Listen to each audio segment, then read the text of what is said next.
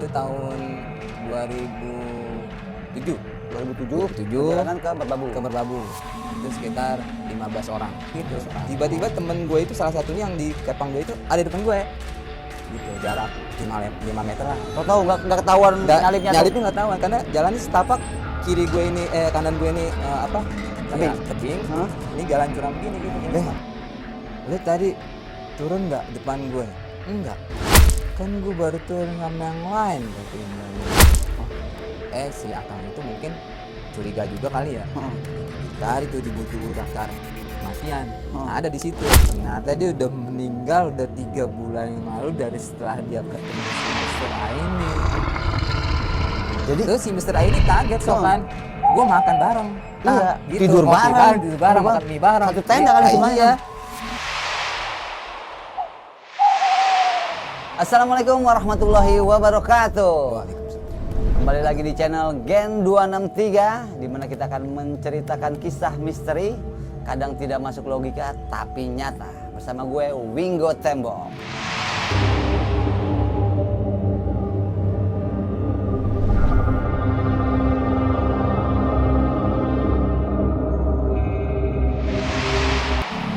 Di episode kali ini kita akan menceritakan pengalaman dengan bintang tamu yang berbeda, yaitu Pak Jim. Apa kabar Pak Jim? Baik sih ya.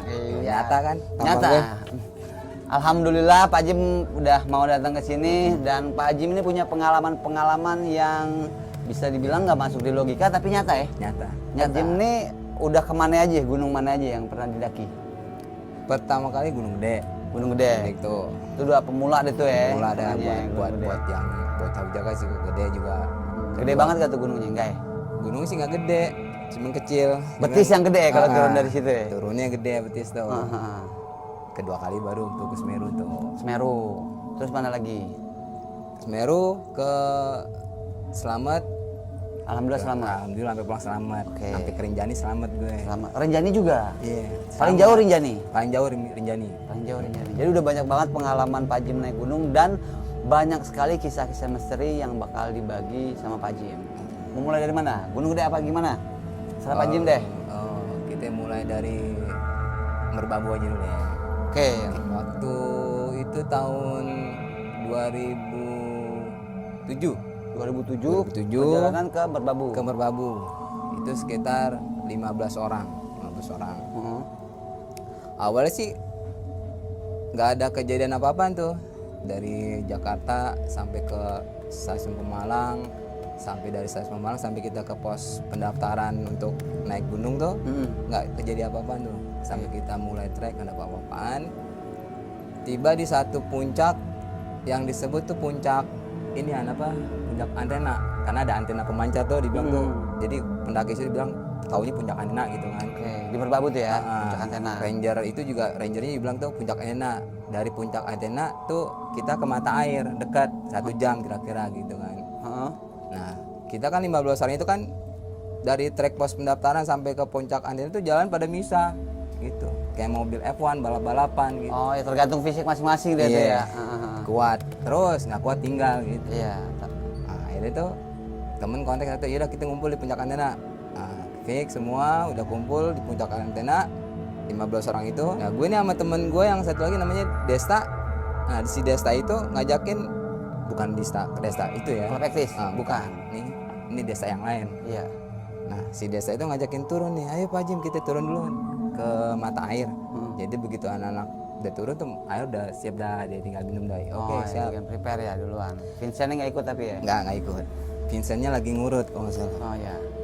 Nah, di 15 orang ini ada temen gue itu yang dandanannya unik, 2. Dia nggak kembar, tapi dandanannya sama.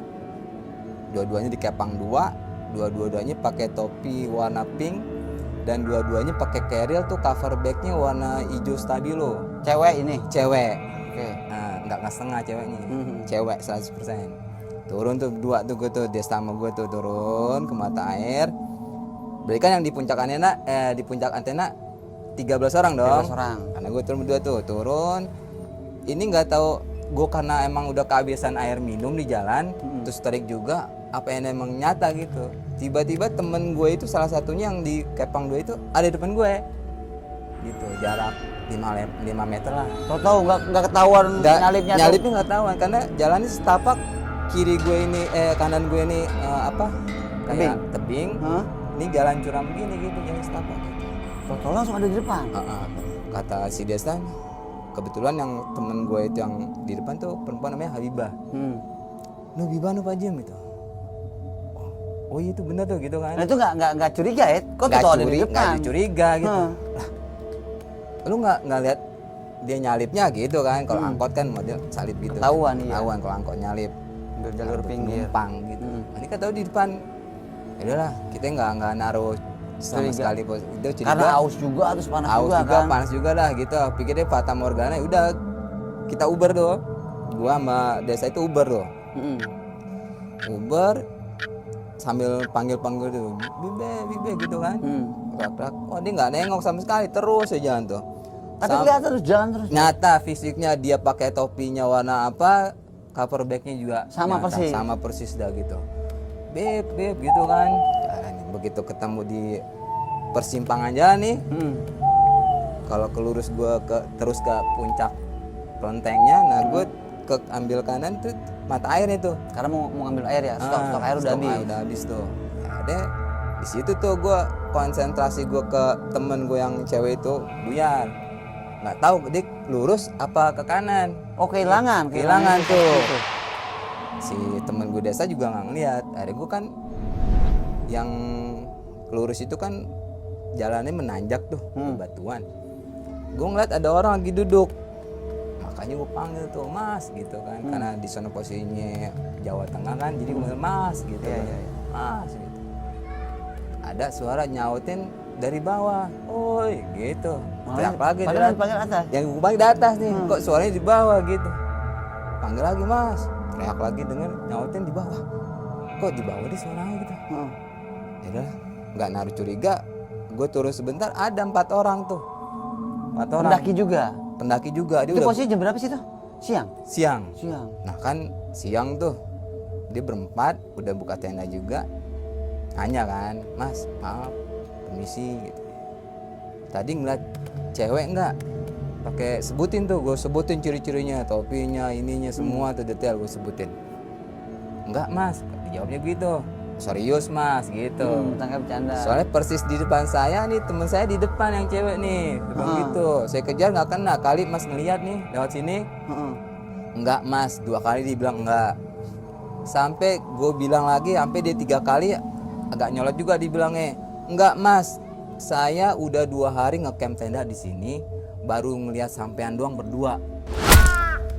Ya udah kan gue karena gue sama Desa itu main kelihatan. Ayolah, udah tuh cuek tuh. Udah, ntar kita tanya nih yang 13 orang kan tuh. Tanya tapi belum, cuma baru gua sempet bingung doang tuh. Sempet bingung doang. Udah sempet bingung. Ntar kita tanya deh nih. Gitu.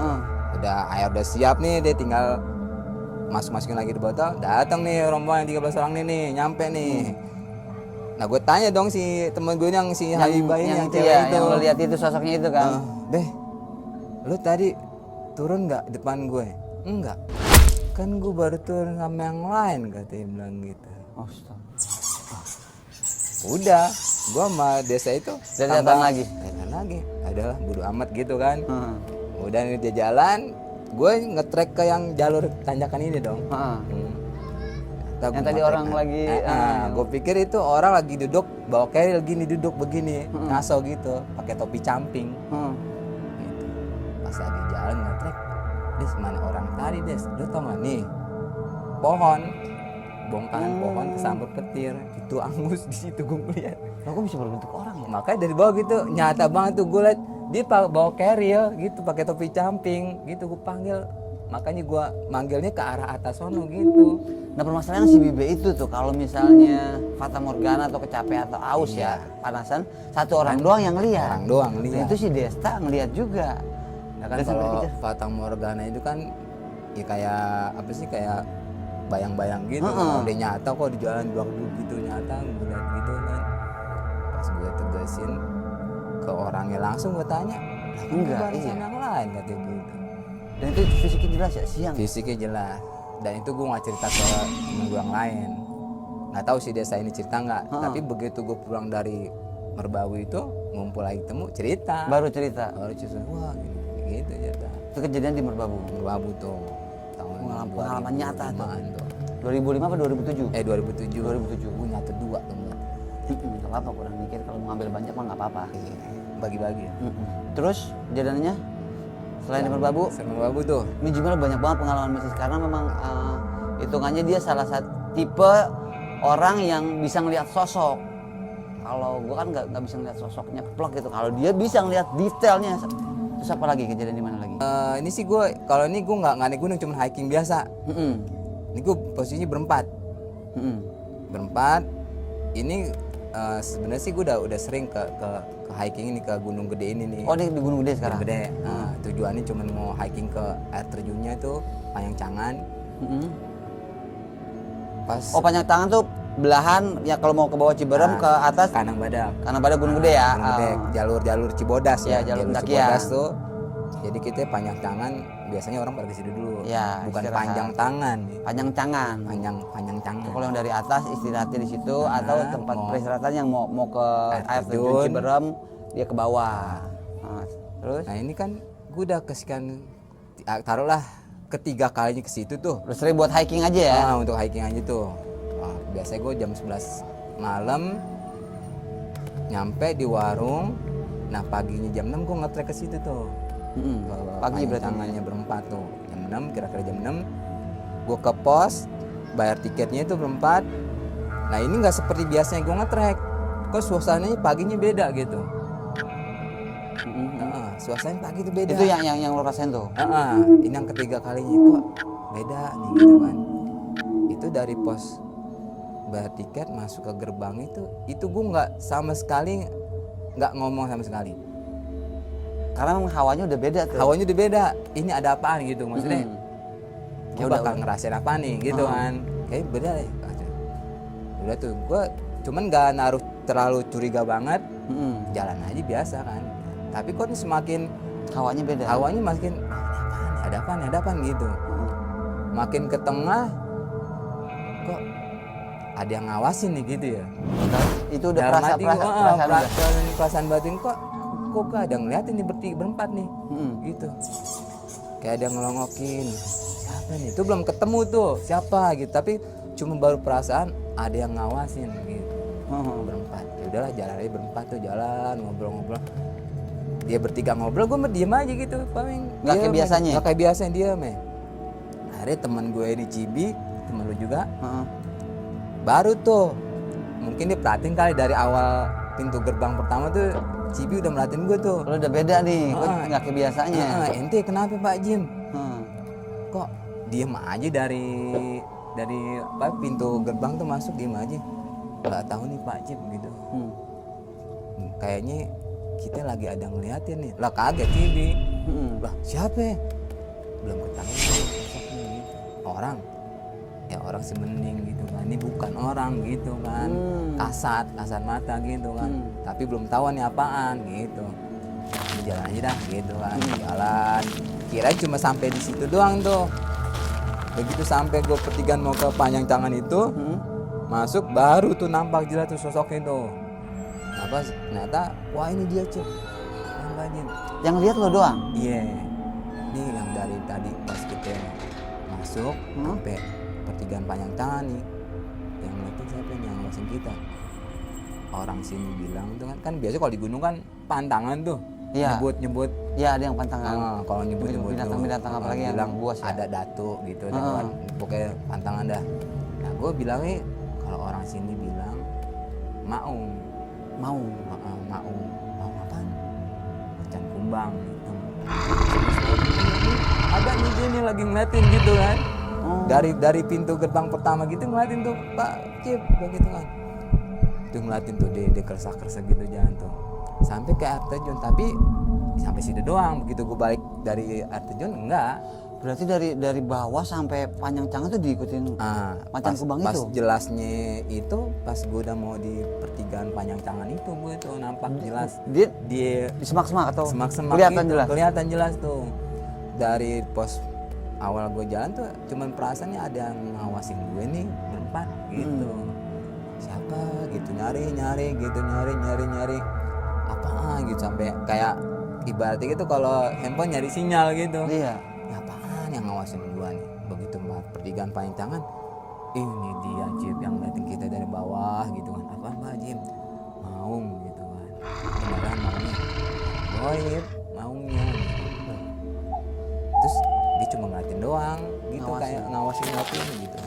Jadi Jimel nih di teman-teman naik gunung, komunitas naik gunung namanya Bivak, dia tuh memang yang kita taunya dia bisa melihat sosok karena dulu memang dia pernah belajar ilmu kebatinan.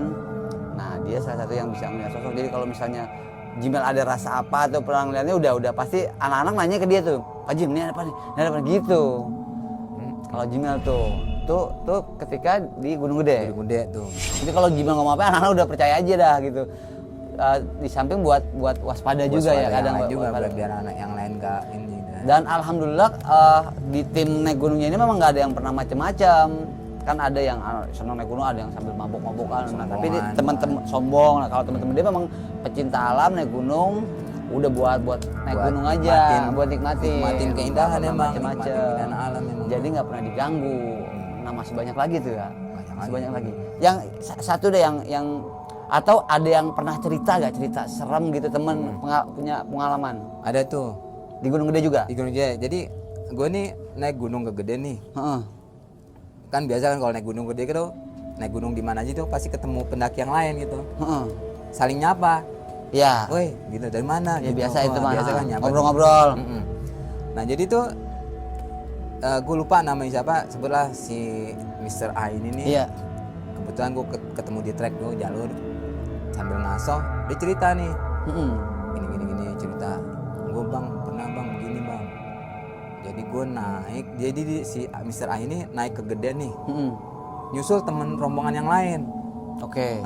Emang dia janjinya, yaudah nanti gue nyusul ya, dia bukan ketinggalan, jadi emang nyusul. Berarti memang anak sering naik gunung dia, berani karena sendiri aja berani dia nyusul. Dia nge-treknya malam. Oke, sendiri. Karena kan emang kalau jalur Cibodas kan biarpun malam, kalau musim pendakian tuh rame. Iya. Ada dia sampai di Kandang Badak, cuman dia nggak bawa yang kayak anak-anak yang naik di gunung, cuma bawa backpack doang. Oh, nggak ada perlengkapan karena dia pikir dia ketemu rombongan nanti di sana kan, jadi dia nggak perlu bawa tenda, nggak bawa, cuma bawa cemilan biasa doang, bawa backpack doang. Iya. Akhirnya dia di Kandang Badak ini kan dia bingung tuh mau camp di mana karena penuh. Dan nggak mungkin nerusin ya, nggak mungkin nerusin sampai puncak. Treknya bahaya kalau dari Kandang Badak ke puncak tuh. Kenalan sama 2 orang itu asal Bekasi berdua ini. Oke, di Kandang Badak. Akhirnya mutusin nge-camp di Kandang Badak ya. Kandang Badak. Akhirnya ditawarin tuh satu tenda sama yang 2 orang ini yang asal Bekasi nih. Ngobrol-ngobrol. Itu dari mana bang? Ditanya tuh si Mr. A ini nih. Gue dari ini Jakarta bang. Gue mau nyusul temen gue rombongan sini nih. Nah, akhirnya kan ketemu tuh, singkat cerita kan ketemu nih ngobrol, ngopi bareng, makan bareng, makan mie bareng segala macem gitu kan. Pagi menjelang berangkat lagi deh tuh si Mr. A nih. Lanjut puncak. Nah cuman si yang 2 orang ini nanti deh kita ketemuan aja di sono. Oke. Nah, di puncak, di kawah tuh, di Gunung Gede kan ada kawah tuh. Ada antena juga tuh, cuman nggak kepake. Iya. Waktu itu nggak kepake tuh antena itu. Nanti kita ketemu situ deh. Janjiannya. Oke, janjian. Nah si yang Mr. A ini kan udah sampai puncak tuh, udah ketemu rombongannya tuh. Akhirnya dia inget sama yang 2 orang ini, dicari tuh di kawah, di pinggir di puncak tuh, di kawah. Karena udah janjian ya. Waktu di Kandang Badak. Cari cono, cari sini, nggak nemu tuh akhirnya tuh. Akhirnya dia pusing, udah mungkin di pos bawah kali gitu ya. Iya. Di pos bawah deh, ketemu deh. Turun pos bawah, dia nyampe di pos bawah mau rombongannya dia juga. Diliatin tuh atu-atu tuh deh yang rombongan. Oh tetap masih nungguin. Dia masih nungguin. Karena emang ya hitungannya dia ditemenin kan pas waktu nginep di Kandang Badak tuh ya. Udah baik kan? Nggak di rumah sakit, udah baik. Nungguin nggak nemu, akhirnya dia penasaran. Langsung deh ke kantor itu. Tanya sama petugas yang menerima para pendaki tuh, tanya. Kang, yang namanya si Anu dari Bekasi yang 2 orang itu udah turun belum Kang gitu? Oh belum deh, dicari lagi Oh, berarti kalau turun juga harus daftar lagi ya, Heeh. bilang ya. Mau turun tanggal berapa itu kecantum. Kayak mau naik, Naik, turun tanggal daftar, berapa. turun juga ada datanya, daftar Ditanya, lagi. naiknya tanggal berapa? Dari jalur mana gitu kan. Heeh. Naik dari Cibodas, turun sini Kang. Heeh. Waktu itu tanggal berapa gue lupa. Pokoknya disebutin tuh tanggalnya itu sama dia tuh gue lupa.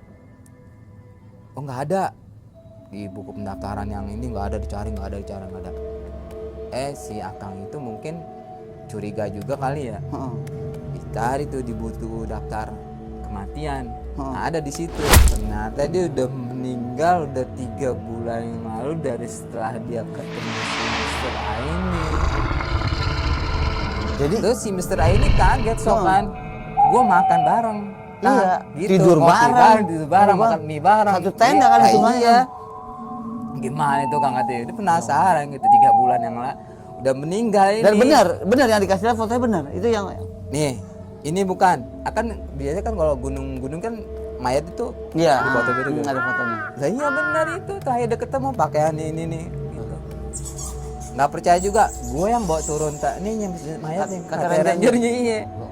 Loh udah dia lemas duduk, dia lemas aja. Itu Iya, capek iya. kan. Dia bilang gitu. Ngobrol sama kalian Itu tuh. cerita dari yang teman sependaki ketemu di trek gitu. Jadi ada kejadian kayak begitu ya. Iya, wallahu alam itu. Wah, gua kalau udah ini. Banyak lagi Gmail nih, Pak Jem nih banyak lagi kejadian-kejadiannya tapi nanti kita tahan karena masih banyak episode-episode yang bakal kita bagi ya Pak Jem ya. Tuh, kita bagi-bagi buat yang lainnya. Ya, nah kalau buat teman-teman yang punya cerita-cerita serem mau dibacain, kirim ke email ini ya. Gue dong berarti. Bukan, sini kirim ke email sini nanti kita bacain cerita-cerita seremnya yang pasti kisah nyata ya. Kisah nyata. Bukan kisah komik ya. Bukan. Makasih banyak ya Pak Jem ya. Nanti Oke, kita bakal sama-sama. berbagi cerita lagi sama Pak Jem, siap. cerita-cerita serem, cerita-cerita misteri Oke. yang kadang tidak masuk di logika tapi nyata. Jangan lupa like, comment, subscribe dan share biar kita makin semangat kontennya. Jangan lupa belnya. Oh iya, pencet teng tong teng tong teng tong. Ya, sip. Gua Winggo Tembok. Gue temennya Gmail. Ya. Assalamualaikum warahmatullahi Waalaikumsalam. wabarakatuh.